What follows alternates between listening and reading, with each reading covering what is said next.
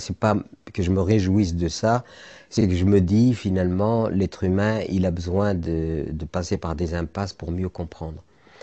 Alors les impasses ça peut soit finir sur un chaos généralisé et c'est tout à fait possible parce qu'il y a une espèce de cocotte minute d'incertitude, d'inquiétude qui mine les âmes et les consciences. Et ça, moi, je suis persuadé qu'une seule ville exploserait, toute la France explose. Si nous continuons à nous accrocher à ce modèle de société, c'est le dépôt de bilan planétaire. Parce que les Chinois, tous les pays émergents veulent vivre à la moderne. Et où va-t-on prendre les ressources pour des milliards d'individus? Comment prendre, où trouver les ressources pour que tout le monde ait un frigo, une voiture, de l'électricité? C'est totalement impossible, c'est totalement irréaliste. Donc il y a aujourd'hui à repenser la vie sur un mode qui soit à la fois sobre et puissant. C'est-à-dire que moi je crois beaucoup à la puissance de la sobriété, je ne crois pas à la puissance de la complexité ou des comptes en banque ou des banques qui explosent. Enfin je veux dire, c'est pas ça. La vraie puissance, elle n'est pas là.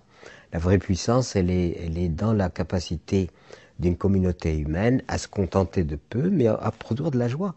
Parce que nous sommes dans une société où on déborde de tout et on est le pays, l'un des pays consommateurs d'anxiolytiques, de tout ce qu'on veut pour réparer finalement les dégâts que produisent la société de la matière. La société, au lieu d'être structurée sur un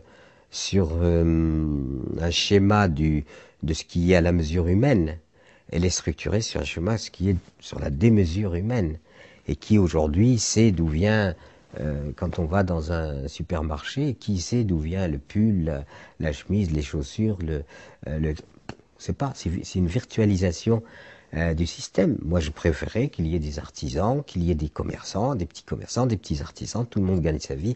Ça crée une convivialité, ça crée quelque chose de social, ça donne de la sensibilité humaine aux choses, alors que pour le moment, c'est entièrement dans la virtualisation de tout et on est devenu des pousseurs, enfin pas moi je le fais jamais, mais quand on voit ces brigades de pousseurs de caddies, moi ça me terrifie quoi.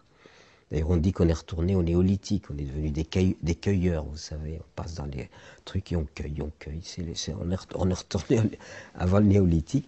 Tout ça n'est pas juste et n'est pas bon.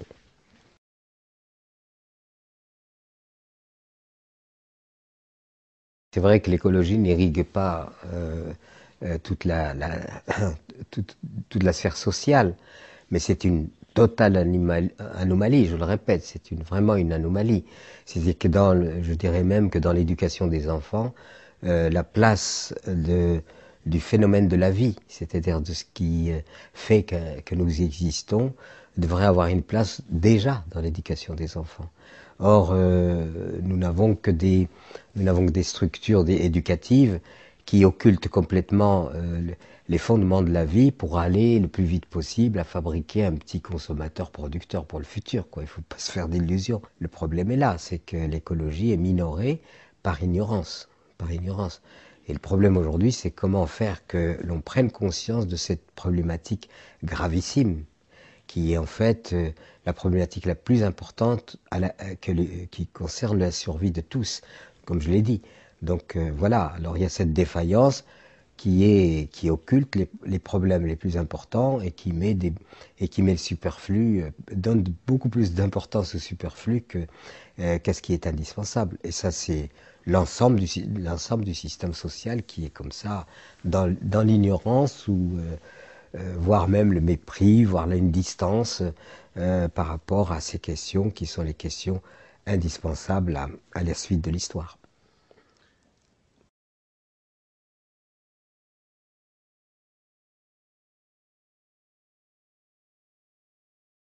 Qu'est-ce que c'est que vivre?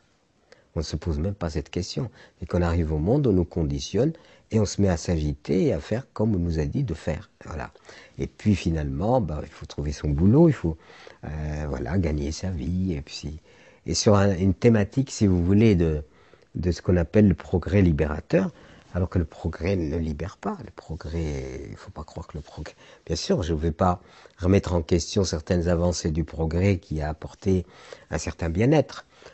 Premièrement, ce bien-être n'est pas partagé forcément. ce bien-être du progrès, ben, il se banalise. Et puis, par ailleurs, l'argent auquel on a donné la place, la plus grande place, et qui en fait a pris le pouvoir sur l'ensemble du destin de la collectivité humaine, eh bien, vous pouvez avoir tous les milliards que vous voudrez, vous pouvez tout acheter sauf la joie. La joie s'achète pas. Il n'y a pas de supermarché où on achète de la joie. Donc c'est quelque chose qui se construit, qui est d'une toute autre nature que de la matière. C'est-à-dire c'est cette satisfaction que l'on ressent, même dans la simplicité, même moi je dirais au contraire, c'est dans la simplicité que je ressens le plus de joie. C'est pas dans la complexité de l'accumulation. L'accumulation d'argent ne m'intéresse pas. L'accumulation de matière ne m'intéresse pas. J'ai un frigo, ben ça suffit. J'ai pas besoin de deux frigos. J'ai une voiture, je peux pas rouler dans deux voitures. Donc j'ai accès, si vous voulez, à l'aspect, disons, qui facilite la vie, que nous a amené le progrès. Mais ce progrès, est-ce qu'il nous est à notre service ou est-ce que nous sommes asservis par ce progrès? Quand on voit aujourd'hui la civilisation moderne, la civilisation la plus fragile de toute l'histoire de l'humanité.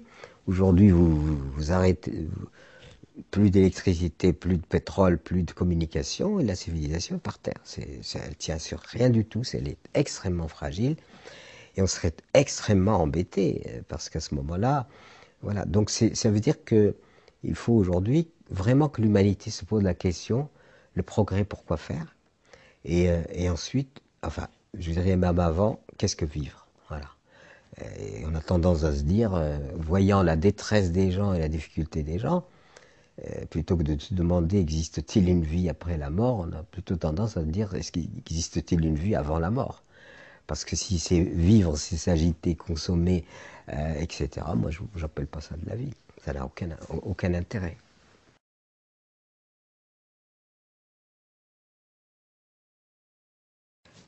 Ben, où voulez-vous que ça vienne? Bien sûr, si on éduquait les enfants dès tout petits au contentement et non pas et non pas à l'avidité permanente, cette avidité qui stimule et qui utilise la publicité. D'ailleurs, la publicité joue sur l'avidité. Elle vous dit pas vous avez assez, vous avez largement assez pour être heureux. Elle vous dit non, il vous manque toujours. Et alors donc cette civilisation du manque chronique et permanent, sans cesse ressassé, installe les esprits dans effectivement je manque. Mais non, si j'ai à manger, et ça c'est une exigence fondamentale. Tout le monde doit avoir à manger, tout le monde doit se nourrir, tout le monde doit être vêtu, tout le monde doit être abrité par une maison, un toit, tout le monde doit être soigné ou se soigner. Ça, c'est ce que une civilisation digne de ce nom devrait résoudre pour tout le monde. Voilà. Je cite souvent ce côté d'une civilisation carcérale et qui a la prétention de libérer alors que c'est la civilisation la plus carcérale de toute l'histoire de l'humanité. Et souvent pour m'expliquer un peu, je dis, vous voyez, de la maternelle à l'université on est enfermé, les jeunes appellent ça le bahut, vous voyez. Ensuite les casernes, ensuite tout le monde travaille dans des boîtes, des grandes boîtes, des petites boîtes, même pour s'amuser on va en boîte, on va dans sa caisse, et puis on a la boîte à vieux quand on n'en peut plus, quand on est usé, on nous met dans une boîte en attendant la dernière boîte définitive que je vous laisse, deviner. Donc ce qui veut dire que là il y a un leurre. Et à l'heure. Pendant ce temps-là, les oiseaux chantent. Moi, j'ai pas envie de me priver des chants des oiseaux. J'ai pas envie de me priver des beaux couchers de soleil. J'ai pas envie de me priver du silence. J'ai envie de jouir de ce que la vie nous donne de meilleur et de plus beau. Mais à la condition que, bien sûr, que je sois nourri, vêtu, parce que ça, si je n'ai pas tout cela, aucun bonheur n'est possible. Donc, une fois qu'on a résolu ça, eh ben, vivons. mais s'il faut constamment, toute sa vie, besogner sans raison, pour remplir les poubelles, faire que les poubelles débordent de déchets, etc., ça n'a aucun sens. Aucun sens. Par contre, il y a à résoudre le problème de ceux qui manquent. Les gens qui sont faim dans le monde, ça manque. Il faut aider et mettre en place des programmes pour que les gens puissent se nourrir et avoir les biens partout. Il y a 1 milliard de gens, dont des enfants innocents, naissent pour mourir, naissent pour... Et quelquefois, on souhaite presque qu'ils meurent très vite, parce qu'ils agonisent de famine, tout doucement, de souffrance, etc. Pendant ce temps-là, on n'hésite pas à mettre des milliards dans les armements pour apprendre à détruire, et pour se détruire mutuellement, et pour détruire cette magnifique planète. Nous sommes une espèce de planète psychiatrique. Moi, je ne vois pas la planète comme étant faite de l'intelligence. C'est pas vrai. Combien de souffrances nous produisons? Combien de souffrances? Que de souffrances. Le seul intérêt que nous ayons aujourd'hui, c'est de comprendre que nous n'avons qu'une seule planète, qu'elle est magnifique, qu'elle nous offre tout pour gébuler, qu'elle est belle, qu'il y a des océans, qu'il y a des mers, qu'il y a des montagnes, qu'il y a des forêts, c'est une splendeur, et que si nous étions intelligents, ben on prendrait soin de tout ça. Et on jubilerait de tout ça.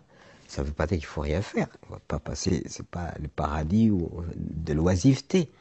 Mais faisons ce qu'il faut, mais gardons l'équilibre. Mais ne nous laissons pas prendre par la matière qui ensuite va être vouée à l'accumulation financière. L'accumulation financière, c'est stupide aussi. Qu'est-ce que ça veut dire de l'argent, de l'argent, de l'argent, de l'argent? Pourquoi faire?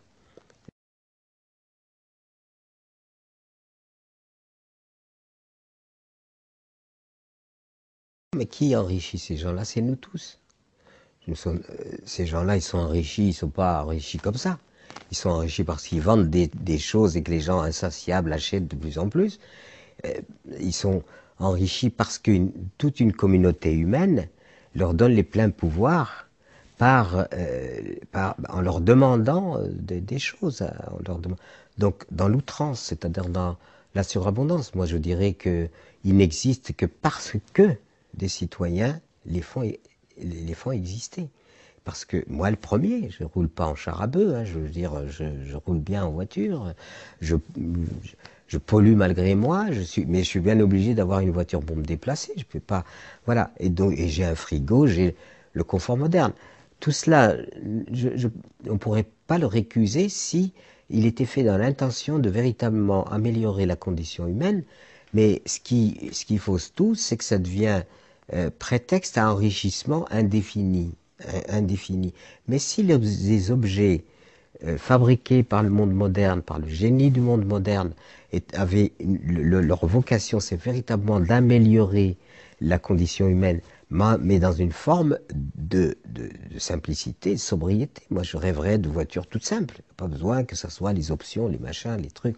Je suis bien obligé de prendre ce qu'il y a sur le marché. Mais c'est cette outrance, c'est-à-dire de saisir quelque chose que l'on a inventé pour le faire acheter au maximum de gens, de façon à ce que ces maximum de gens aillent vers du nécessaire vers le superflu.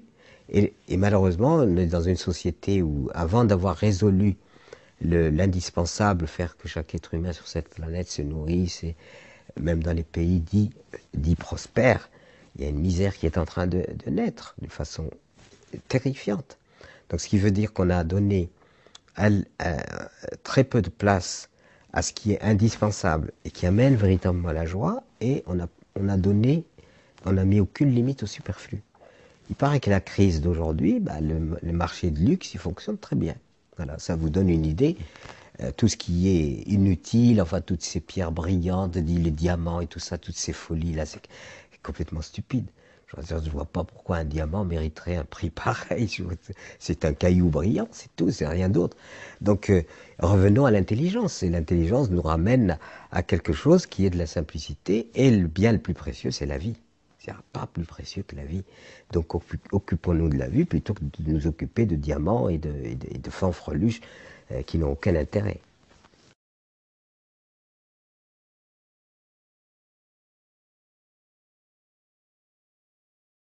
Admettons qu'on aille jusqu'à l'extrême. Un jour, un groupuscule humain hyper riche va posséder la planète. Et les enfants qui arriveront seront des locataires. On leur dira, tu dois payer ton droit d'exister. Et c'est stupide. C'est là où il y a quelque chose de navrant et vraiment, je ne sais pas comment appeler ça, tellement c'est laid. C'est une laideur infinie que d'avoir, parce que j'ai de l'argent, j'ai le droit sur tout. Non, l'argent ne doit pas donner le droit sur tout. Et c'est là où la politique doit réguler. Mais la politique, comme elle est en accointance avec les gagnants d'argent, comment voulez-vous que ça fonctionne, puisque eux, ils sont là pour finalement maintenir cette illégalité criante, humaine, criante, pour la maintenir en vie. Et ils font de l'acharnement thérapeutique sur un modèle moribond. On sait très bien que notre modèle, il est fini, quoi. Il faut pas, là, on va le perfusionner tant qu'on voudra, mais de toute façon, il est tellement mauvais et mal orienté qu'il finira. Et le drame, ça serait qu'il finisse dans le chaos, alors qu'il pourrait finir dans quelque chose de plus noble, c'est-à-dire une nouvelle orientation et une nouvelle vision de la vie. Et si on ne met pas en place cette nouvelle vision de la vie et cette nouvelle orientation de la vie, ça peut finir très très mal. Le changement radical de la société passe par une vision différente de la vie. C'est-à-dire que le jour où on comprendra que l'humain et la nature doivent être au cœur de nos préoccupations et que toute l'organisation de la société doit en quelque sorte s'inspirer ou être inspirée par cette nécessité absolue. Là, on va changer de logique. On ne va pas mettre l'argent comme prince et potentat auquel tout le monde va en quelque sorte rendre hommage. Le problème aujourd'hui, c'est que le lucre est dominant, domine tout, rend l'humanité tout entière complètement folle et démente, et qu'il faut sortir de cette logique où l'argent serait dominant. L'argent est noble quand il permet l'échange, le troc, c'est facile. C'est quand même plus facile d'avoir quelques billets dans sa poche que de transporter 2 kilos de pommes de terre pour avoir une paire de chaussures, 2 sacs de pommes de terre. Donc l'argent en soi n'est pas à récuser dès lors qu'il participe à un mécanisme de régulation du bien-être entre tous. Voilà. Quand il régule le bien-être, oui. Mais quand il régule seulement la richesse, non. Parce qu'à ce moment-là, c'est à partir de ce moment-là que celui qui en a le plus, va dominer celui qui en a le moins. Et on va jusqu'à cette horreur que je récuse profondément, c'est que le bien commun, qui est indispensable à la survie de toutes les générations, que sont la terre, l'eau, les semences, enfin toutes ces choses qui sont absolument vitales, devraient être soustraites à la spéculation. Aujourd'hui, on achète le bien des générations futures. La terre, ça ne doit pas. Moi, j'ai de la terre à moi, mais je suis prêt à dire que ce n'est pas la mienne. Et moi, je l'ai soignée pour qu'elle soit transmise à mes enfants ou à d'autres gens, meilleurs que je l'ai reçue. Mais tous ces biens communs ne devraient pas figurer dans la spéculation. Parce qu'à ce moment-là, ça veut dire que ceux qui ont de l'argent font un hold-up légalisé sur le bien de tous. Je ne sais pas si... Voilà. Donc ça veut dire le hold-up légalisé, c'est-à-dire un vol illicite, mais qui est normalisé par la règle du jeu. La règle du jeu voulant, si vous gagnez de l'argent, que vous avez de l'argent, vous êtes puissant. Ben non, ça ne devrait pas être comme ça. Je récuse totalement ça.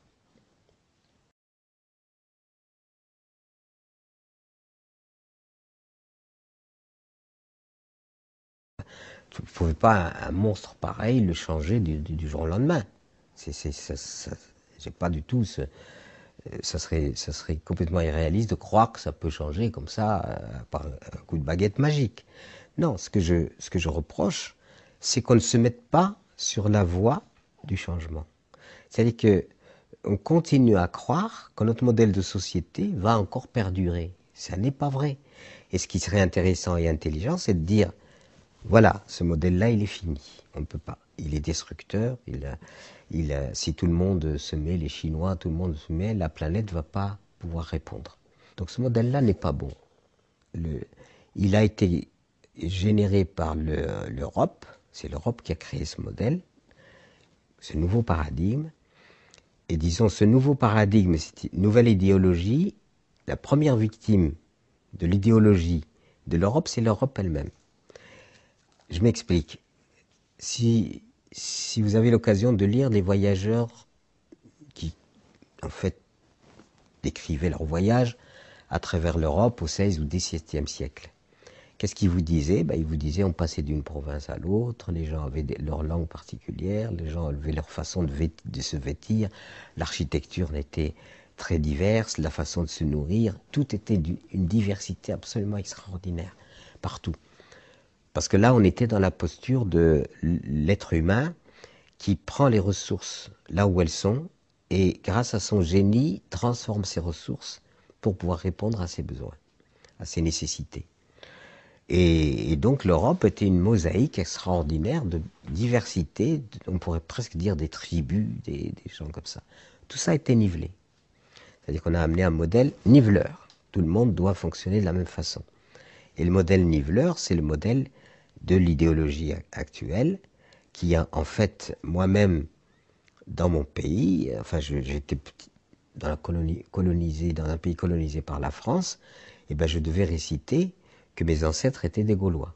Vous voyez. Donc ce qui veut dire qu'il y a cette espèce de nivellement et de standardisation qui a été extrêmement nuisible à l'Europe dans sa diversité. Moi j'aurais préféré naître dans une Europe diversifiée et pas dans l'Europe standardisée et nivelée d'aujourd'hui. Et à partir de là, cette idéologie, elle est allée niveler partout. Et partout, les anglo-saxons sont allés massacrer ces pauvres gens innocents d'Amérique, ils ont pris leur place, et puis voilà, on s'installe chez les autres, on les tue, la barbarie, et ensuite on met de la peinture démocratie dessus. On a toujours avec son petit pot de démocratie, mettre sur toutes les saloperies démocratie, voilà. Et donc du coup, démocratiquement, vous pouvez faire beaucoup de choses. Et du coup, on est dans l'ambiguïté la plus totale. Alors ce que je veux dire, c'est que le changement, il faut au moins être conscient que nous allons vers une impasse. Si on est conscient qu'on va vers l'impasse, que ce modèle n'a aucune possibilité de survivre, il est en train de se déliter. Et on le réparera pas du tout. C'est pas parce qu'on va faire des petites choses comme ça alternatives qu'on va réparer le modèle. Donc ce que je voudrais, c'est qu'on comprenne que ce modèle est fini et qu'il faut aujourd'hui aller vers autre chose. Ce que fait la société civile, parce que quand on a proposé, nous tous candidats, j'ai écrit un petit livret qui s'appelle « Éloge des génies créateurs de la société civile ». Parce que partout, vous voyez, c'est ça qui donne l'espoir, c'est que partout, des gens essayent de faire autrement. On peut dire que la société civile est le laboratoire dans lequel est en train de s'élaborer le futur. Ça, oui. Et bien ça, un État intelligent devrait encourager ça. C'est-à-dire, voilà, il y a la créativité de la société civile, c'est raisonnable, il y a beaucoup d'autolimitation, il y a beaucoup, et là, je crois que c'est quelque chose qui sera salvateur. Si on ne fait pas ça, ça se passera sous la forme d'explosion sociale. C'est, à mon avis, presque inévitable.